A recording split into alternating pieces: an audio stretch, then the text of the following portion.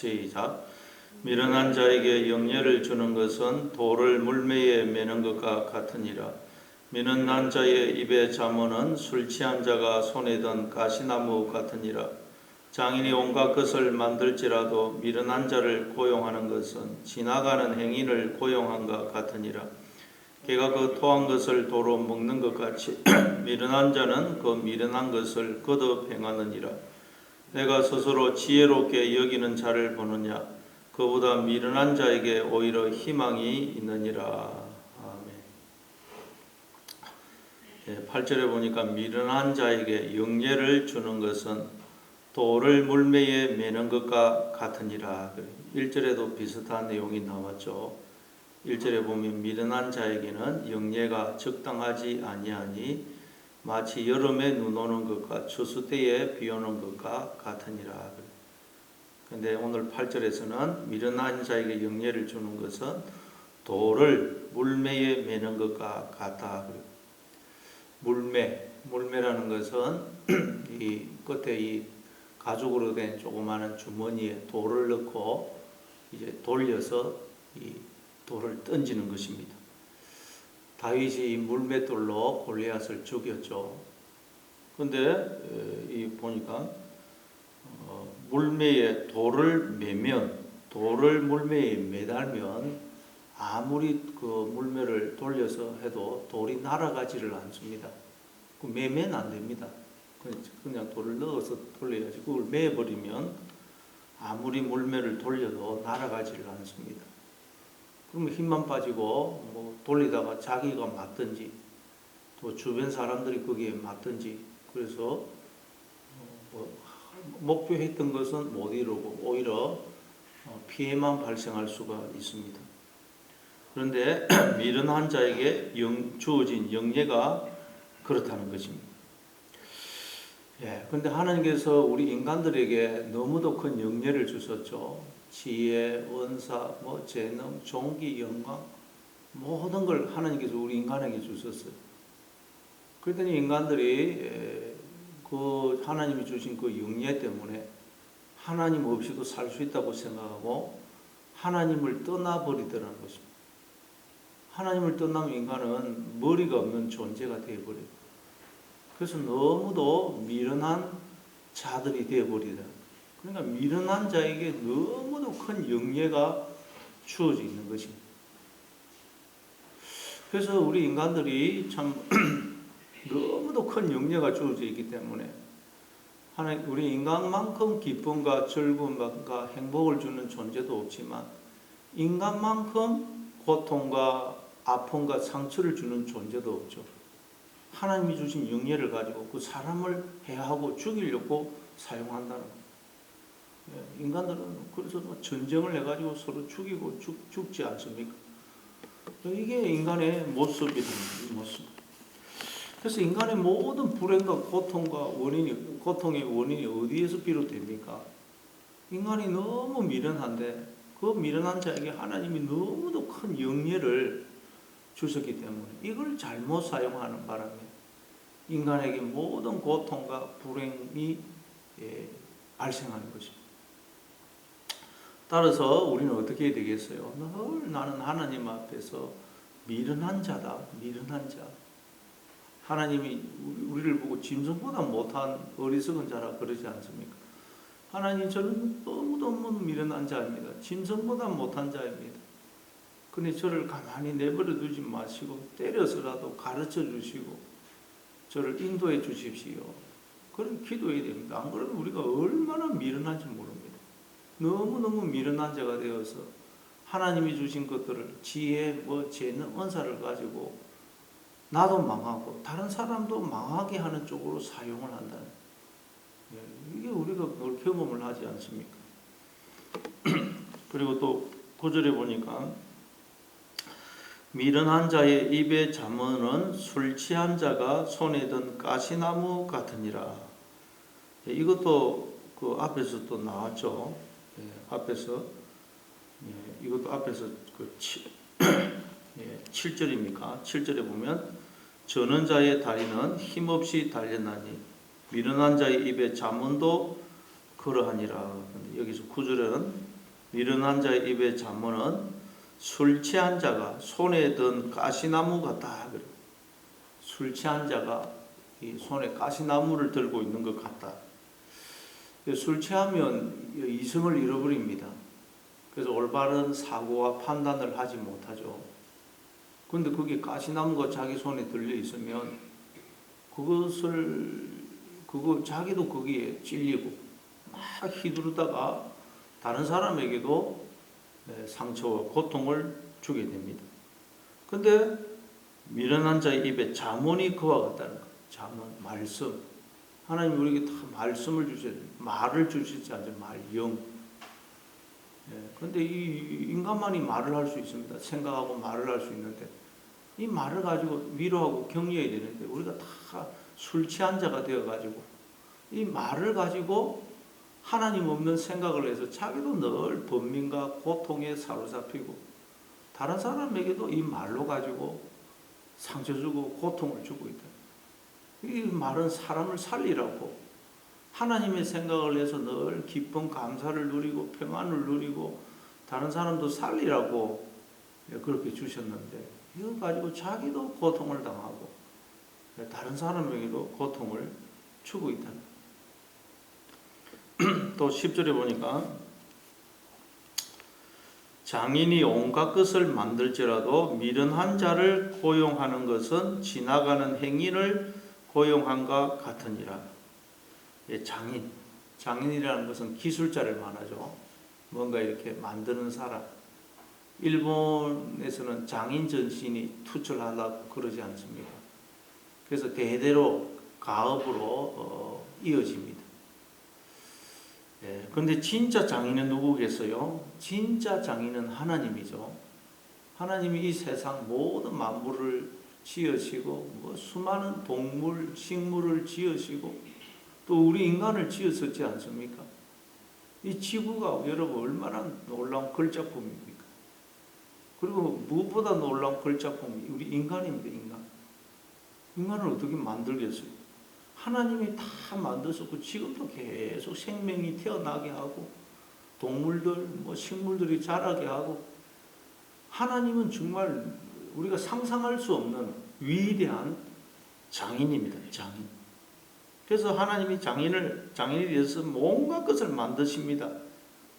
그런데 하나님이 또 우리를 하나님 나라의 장인으로 하나님 나라의 하나님의 동력자로 우리를 부르셨어요.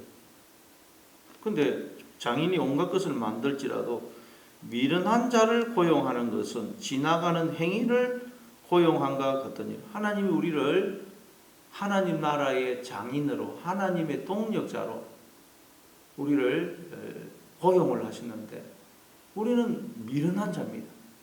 너무너무 미련한 자예요.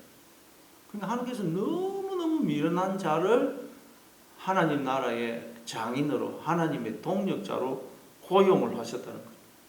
근데 미련한 자를 고용하는 것은 지나가는 행인을 고용한 것 같다는 거예요. 길을 가고 있는 사람 아무나 잡아가지고 당신 내 동력자가 되시오, 장인이 되시오, 그리고 고용을 하는 것 같다는 거예요. 여러분 장인이 되려면 기술이 있어야 되고 재능이 있어야 되고 은사가 있어야 되고 또 장인이 되고자 하는 소원과 의지와 결심과 또 노력이 있어야 됩니다. 근데 지나가는 행위는 그런 아무런 재능도 없고 장인이 되고자 하는 의지도 소원도 결심도 없습니다. 그런데 지나가는 행위를 그냥 불러가지고 하나님께서 하나님 나라의 장인으로 하나님의 동력자로 부르셨다는 거예요. 그렇게 해서 우리가 얼떨결에 우리가 길을 가다가 얼떨결에 하나님에 의해서 하나님 나라의 장인으로 고용이 됐다는 거예요.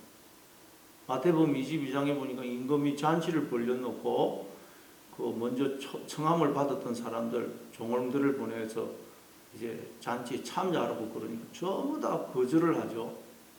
그래서 하나님 주인이 종들을 길거리에 보내가지고 길거리에서 사람을 만나는 대로 불러다가 잔치에 참여하게 합니다. 그래서 길을 가다가 종들을 만나서 얼떨결에 사람들이 잔치에 참여하게 됩니다.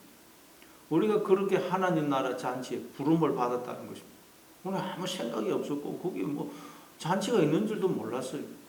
그러다가 길을 가다가 하나님 보낸 종들을 만나서 얼떨결에 그냥 우리가 하나님 나라 잔치에 우리가 초청을 받았고, 얼떨결에 우리가 바로 하나님 나라의 장인으로, 하나님의 동력자로 고용을 받았다. 그럼 여러분, 우리가 얼떨결에 그냥 지나가다가 고용을 받았어요. 그러면 여러분, 우리는 어떤 자세를 가져야 되겠습니까? 첫째, 늘 감사해야 됩니다. 감사.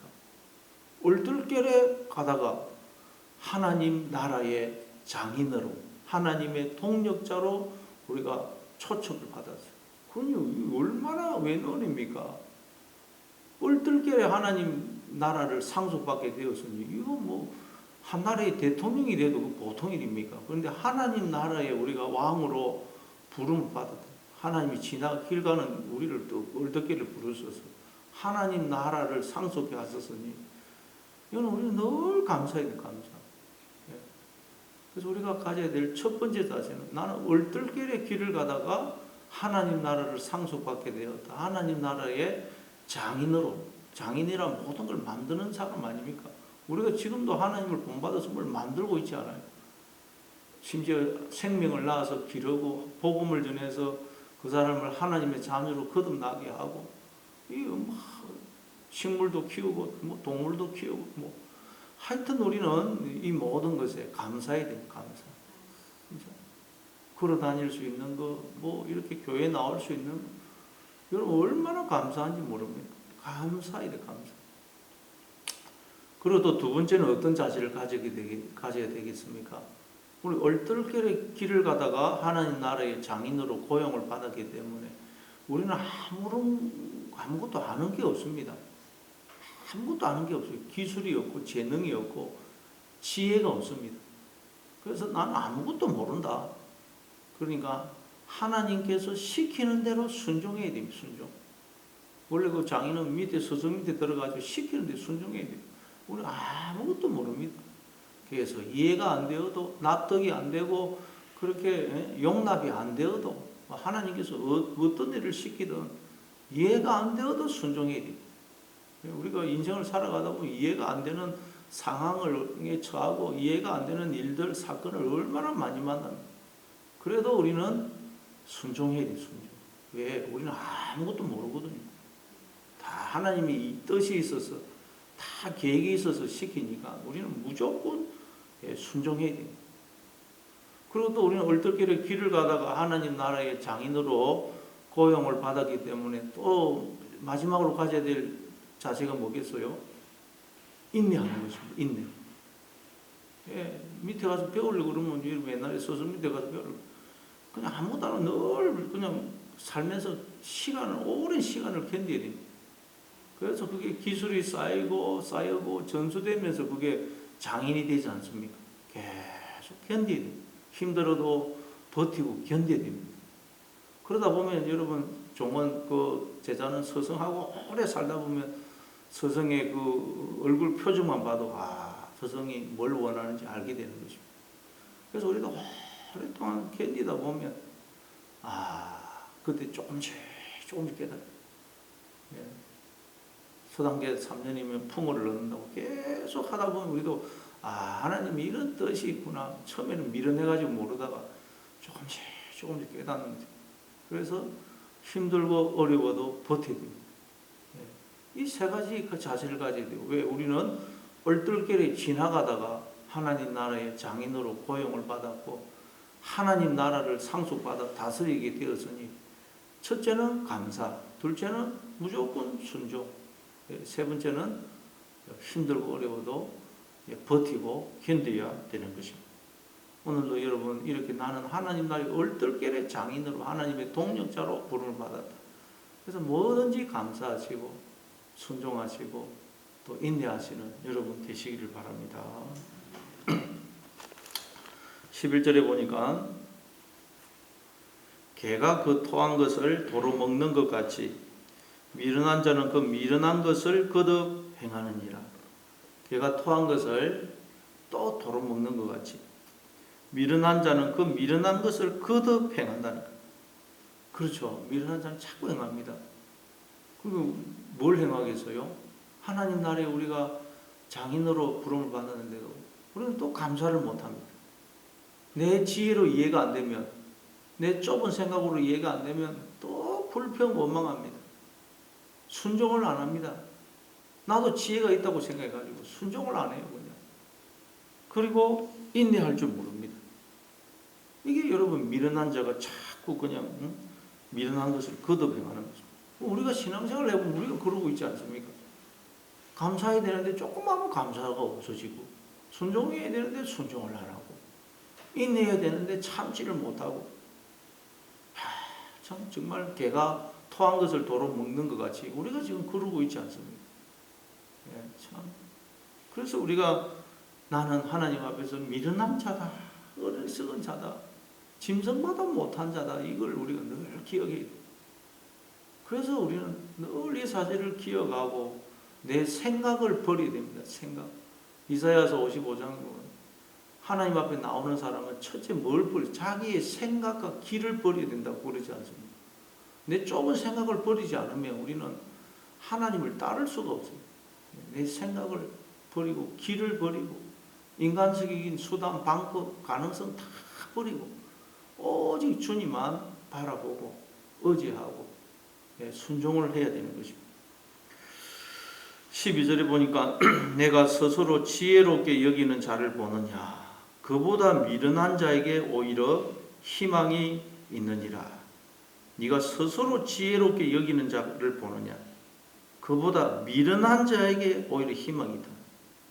그러니까 스스로 지혜롭다고 생각하는 사람은 아무 희망이 없다는 거예요. 여러분, 내가 그래도 좀 지혜롭다, 그래도 저 사람보다 낫다, 그렇게 생각합니까? 그럼 아무 희망이 없다. 어떤 사람이 희망이 있겠어요? 나는 너무너무 어리석은 자입니다. 내가 우리 교회에서 제일 어리석은 자입니다. 그 사람이 희망이 있다는 거예요. 내가 그래도 좀 내가 낫다, 지혜가 있다. 그 사람은 아무 희망이 없어요. 희망이. 고린도전서 1장 19절에 보면 이렇게 말씀하죠. 고린도전서 1장 19절에 보면 기록된 바 내가 지혜 있는 자들의 지혜를 멸하고 총명한 자들의 총명을 폐하리라 하였으니 지혜 있는 자가 어디 있느냐, 선비가 어디 있느냐, 이 세대의 변론가가 어디 있느냐, 하나님께서 이 세상의 지혜를 미련하게 하신 것이 아니냐. 하나님의 지혜에 있어서는 이 세상이 자기 지혜로 하나님을 알지 못하므로 하나님께서 전도에 미련한 것으로 믿는 자들을 구원하시기를 기뻐하셨느니라. 하나님께서 이 세상의 지혜를 미련하게 하셨다는 거예요. 즉 미련하다는 거예요. 인간은 자기 지혜로는 절대 하나님을 알 수가 없어요. 내가 지혜가 있다 그러면 우리는 하나님을 알 수가 없다는 거예요. 뒤에 또 고린도전서 3장 18절에 보면 아무도 자신을 속이지 말라. 너희 중에 누구든지 이 세상에서 지혜 있는 줄로 생각하거든 어리석은 자가 되라. 그리하여야 지혜로운 자가 되리라. 어떻게 해야 된다고요? 이 세상에서 지혜 있는 줄로 생각하거든 어리석은 자가 되어라. 그리하여야 지혜로운 자가 된다는 거예요. 내가 지혜롭다 생각하면 그 사람은 아무 희망이 없습니다. 나는 너무너무 어리석은 자입니다. 아무것도 모릅니다. 무엇을 해야 될지, 어디로 가야 될지 아무것도 모릅니다. 하나님 그러니 가르쳐 주십시오. 안 되면 때려서라도 깨우쳐 주십시오. 그래야지 내가 그래도 좀 지혜롭다, 저 사람보다는 낫다. 그 사람은 희망이 없는 자입니다. 희망. 그래서 오늘도 여러분 나는 아무것도 모릅니다. 하나님 너무너무 어리석은 자입니다. 미련한 자입니다. 그렇게 생각하고 알고 실제로 우리가 그렇다는 걸 알고 지금 하나님만 바라보고 오늘도 여러분 감사하고 뭐든지 감사하고. 왜? 나는 모릅니다. 하나님이 다 우리의 유익과 복을 위해서 주는데 우리는 모르고 불평하거든요. 그래서 무조건 감사하시고 범사에 감사하시고 이해가 안 되어도 순종하시고 납득이 안 되어도 순종하시고 그리고 힘들고 어려워도 견디시고 인내하시는 여러분 되시기를 바랍니다.